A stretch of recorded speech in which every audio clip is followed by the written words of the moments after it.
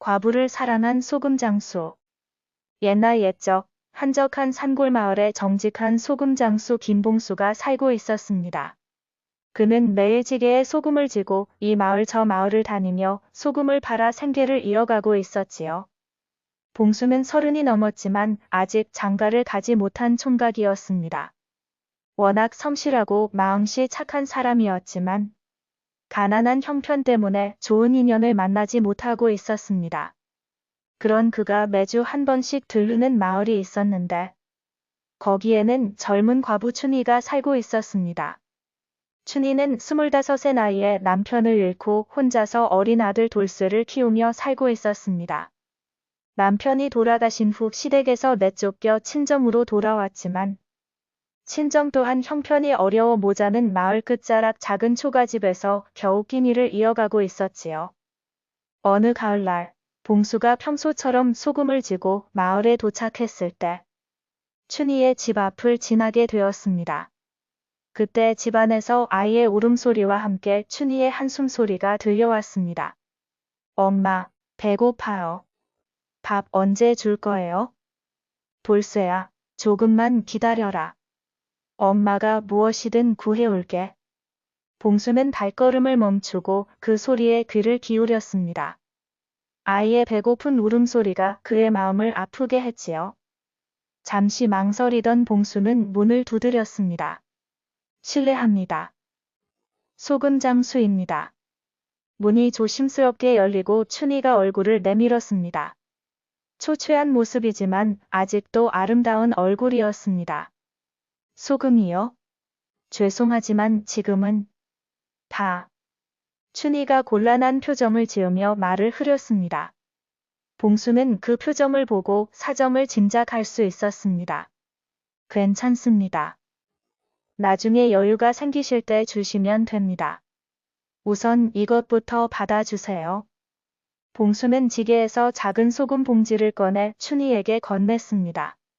이럴 수는 없습니다. 돈도 없는데.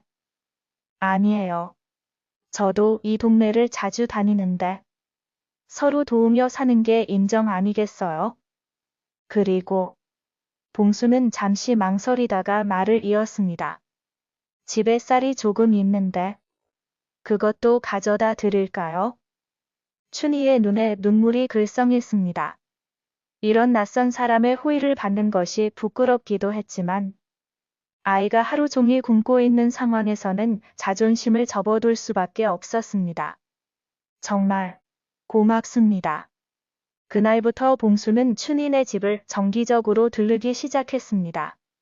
처음에는 소금만 가져다 주던 것이 점점 쌀, 반찬거리, 심지어는 아이 옷까지 가져다 주게 되었습니다.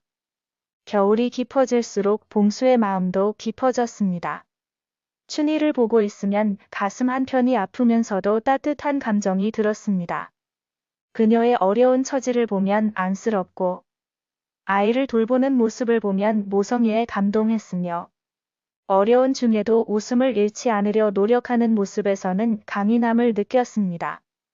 어느 날 봉수가 평소보다 늦은 시간에 춘희네 집에 도착했습니다. 해가 이미 뉘엿뉘엿 넘어가고 있었는데 집안이 너무 조용했습니다. 문을 두드려도 대답이 없어 걱정이 된 봉수는 조심스럽게 문을 열어보았습니다. 춘희가 방 안에서 열병으로 알아누워 있었고 어린 돌쇠는 엄마 곁에서 울고 있었습니다. 아줌마, 엄마가 자꾸 뜨거워해요. 일어나지도 못해요. 봉수는 당황하지 않고 즉시 행동에 나섰습니다. 우선 돌쇠를 달래고 춘희의 이마에 손을 얹어보니 열이 몹시 심했습니다. 그는 찬물을 길어와 수건에 적셔 춘희의 이마에 얹어주고 마을의 의원을 불러왔습니다. 과로와 영양 부족으로 인한 몸살입니다. 며칠간 푹 쉬시고 보약을 드셔야겠어요. 의원이 진찰을 마치고 말했습니다. 하지만 보약은 고사하고 당장 약값도 없는 형편이었습니다. 봉수는 주저없이 자신의 주머니에서 돈을 꺼내 의원에게 주었습니다. 이 정도면 당분간 약을 지어 드실 수 있을 겁니다. 그날 밤 봉수는 춘희네 집에서 밤을 새웠습니다. 춘희의 열이 내릴 때까지 계속 이 말을 시켜주고 돌쇠가 무서워하지 않도록 곁에서 이야기도 해주었습니다. 며칠 후 춘희가 기운을 차렸을 때 봉수는 여전히 매일 들러 돌쇠를 돌보고 집안일을 도와주고 있었습니다. 봉수씨, 정말 어떻게 이런 신세를 다 갚아야 할지. 다. 춘희가 미안한 마음에 눈물을 글썽이며 말했습니다. 갚을 게 뭐가 있어요? 우리 이웃끼리 서로 돕고 사는 거 아닙니까? 봉수는 담담하게 말했지만 사실 그의 마음은 이미 춘희에게 깊이 빠져 있었습니다. 하지만 그녀의 처지를 생각하면 쉽게 마음을 드러낼 수가 없었습니다. 봉수가 춘희를 도와주는 일이 계속되면서 마을 사람들 사이에서 소문이 나기 시작했습니다. 저 소금 장수가 과부집에 자꾸 드나드는 게 수상하다. 돈도 없는 집에 물건만 갖다 주고 뭔가 속셈이 있는 게 아닐까? 과부하고 총각이 저렇게 가까이 지내는 게 보기 좋지 않아? 이런 소문들이 춘희의 귀에도 들어갔습니다. 그녀는 봉수의 호의에 감사했지만 동시에 부담스러운 마음도 들었습니다. 자신 때문에 봉수가 좋지 않은 소문에 휘말리는 것이 미안했습니다. 어느 날 춘희는 용기를 내어 봉수에게 말했습니다. 봉수씨, 마을에서 저희 때문에 안 좋은 소문이 돌고 있다는데. 이제 그만. 무슨 소리예요? 사람들이 뭐라 하든 상관없어요. 저는 그저 어려운 분을 돕는 것뿐인걸요. 봉수는 단호하게 말했지만 속으로는 마을 사람들의 수군거림이 신경 쓰였습니다. 하지만 더 신경 쓰이는 것은 춘희가 부담스러워한다는 사실이었습니다. 그 무렵 마을에 또 다른 소문이 돌기 시작했습니다. 이웃 마을의 부유한 상인 박서방이 춘희에게 관심을 보이고 있다는 것이었습니다. 박서방은 40살의 호라비로 재산도 제법 있고 인품도 나쁘지 않은 사람이었습니다. 그가 춘희에게 청혼 의사를 비쳤다는 소문이 돌자 마을 사람들은 춘희에게 좋은 기회라고 말했습니다. 춘희야, 박서방 같은 분이 관심을 보이시는데 좋은 기회 아니냐? 돌쇠도 아버지가 필요할 나이고 내가 혼자 키우기엔 한계가 있어. 춘희는 이런 말들을 들을 때마다 복잡한 마음이 들었습니다. 현실적으로 생각하면 박서방과의 결혼이 자신과 아들에게 안정된 미래를 가져다 줄 것이라는 걸 알았습니다. 어느 봄날, 봉수는 춘희에게 마음을 털어놓기로 결심했습니다. 박서방의 청혼 이야기를 듣고 더 이상 미룰 수 없다고 생각한 것입니다. 그날 저녁, 돌쇠가 잠든 후 봉수는 춘희에게 조심스럽게 말을 꺼냈습니다. 춘희 씨, 제가 드릴 말씀이 있습니다. 네, 무슨 말씀이세요? 춘희 씨를 처음 뵌 이후로 하루도 생각하지 않은 날이 없었습니다. 춘희의 얼굴이 빨갛게 달아올랐습니다. 저는 가진 것도 없고 잘난 것도 없지만 춘희 씨와 돌쇠를 평생 보살펴 드리고 싶습니다. 저와 결혼해 주시겠어요? 봉수는 떨리는 목소리로 말했습니다. 춘희는 잠시 말을 잇지 못했습니다. 봉수 씨, 저는 급하게 대답하지 않으셔도 됩니다. 충분히 생각해 보세요.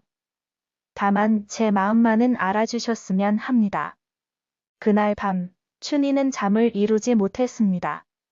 봉수의 진심 어린 고백에 마음이 흔들렸지만 현실적인 문제들이 머릿속을 복잡하게 만들었습니다.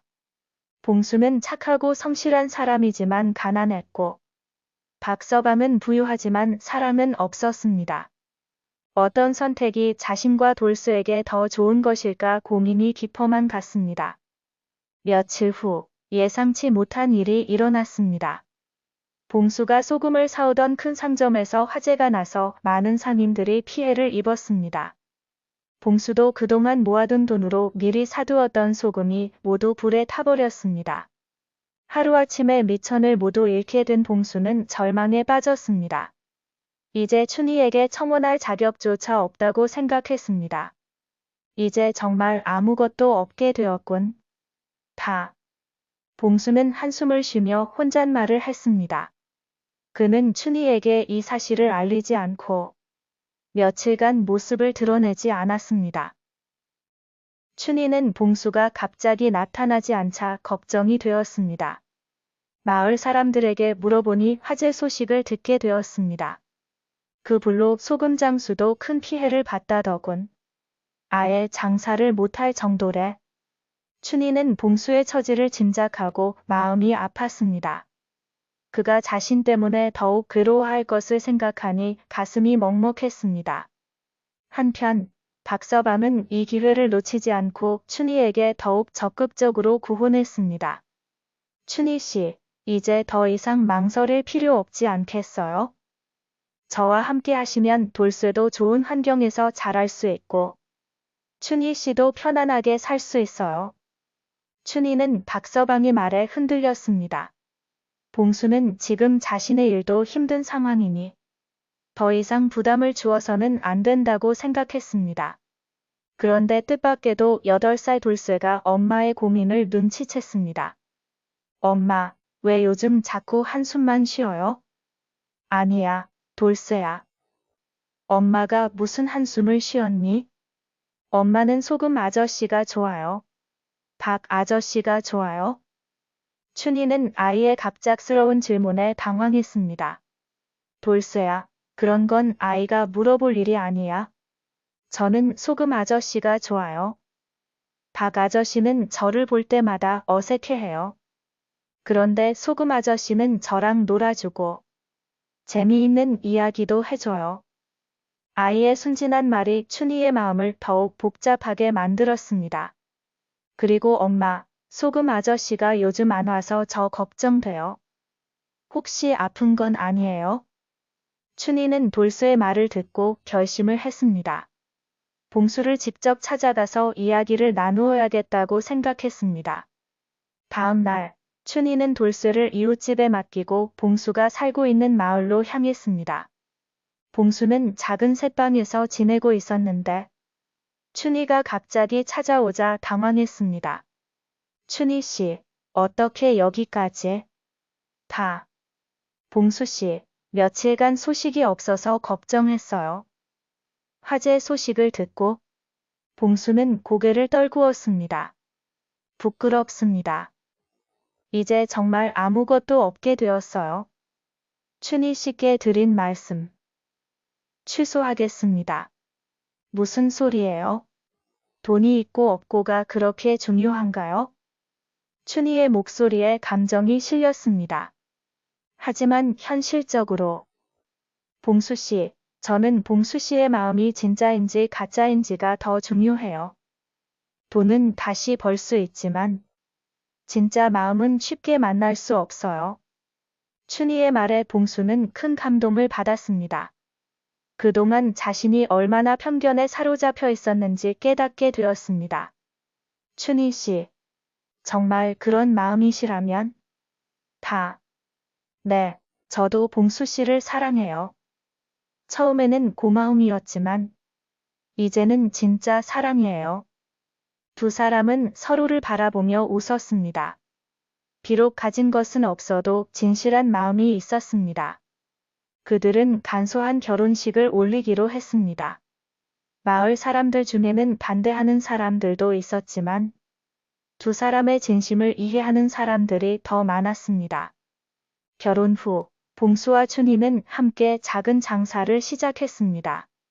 봉수는 소금뿐만 아니라 다른 생필품도 함께 팔기 시작했고 춘희는 바느질과 요리로 돈을 벌었습니다. 돌쇠는 봉수를 아버지라고 부르며 따랐고 봉수도 돌쇠를 친아들처럼 아꼈습니다. 한편 춘희와 봉수의 결혼 소식을 들은 박서방은 처음에는 실망했지만 시간이 지나면서 자신의 마음을 되돌아보게 되었습니다. 어느 날 박서방이 봉수 부부를 찾아왔습니다. 축하합니다. 두 분이 정말 잘 어울리시는군요.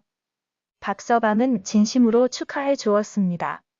제가 춘희 씨께 청혼했던 건 사실은 진짜 사랑이 아니었습니다. 그저 좋은 부인을 얻고 싶다는 생각뿐이었어요. 박서방은 솔직하게 고백했습니다. 하지만 두 분을 보니까 진짜 사랑이 무엇인지 알겠어요. 저도 언젠가는 그런 사람을 만나고 싶습니다. 박서방은 봉수 부부에게 작은 선물을 주고 갔습니다. 그의 마음씨 깊은 축하에 두 사람은 감동했습니다.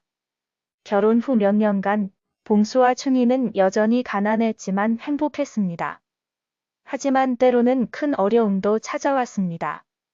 어느 해 가뭄이 심하게 들어 농사가 망치고 많은 사람들이 어려움을 겪었습니다. 봉수의 장사도 잘 되지 않았고 가족의 생계가 위태로워졌습니다. 그런데 이때 뜻밖의 도움의 손길이 찾아왔습니다.